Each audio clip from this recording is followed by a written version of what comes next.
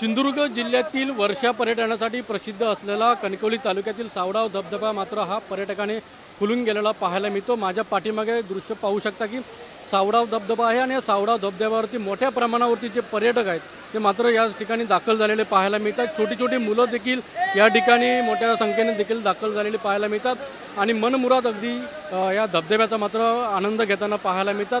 जवळपास 25 ते 30 फुटावरून फेसाळणारा पडणारा हा धबधबा आहे आणि हा सगळ्यात सुरक्षित धबधबा म्हणून या सावडाव धबधब्याकडे पाहिलं जातं आहे। त्यामुळे अनेक जे पर्यटक आहेत ते या ठिकाणी मोठ्या संख्येने दाखल होताना पाहायला मिळतात। अनेक ठिकाणी ट्रॅफिकची समस्या देखील या ठिकाणी धबधब्याकडे येताना देखील पाहायला मिळते। त्यामुळे या ठिकाणी आज वीकेंड असल्यामुळे पूर्णपणे जे पर्यटक आहेत ते मात्र आनंद घेताना पाहायला मिळतात। सगळ्यात सुरक्षित धबधब्याकडे या धबधब्याकडे पाहिलं जातं। त्यामुळे हे पर्यटक या ठिकाणी मोठ्या संख्येने दाखल होताना पाहायला मिळत आहेत। अनंत पाताडे, TV9 मराठी, सिंधुदुर्ग।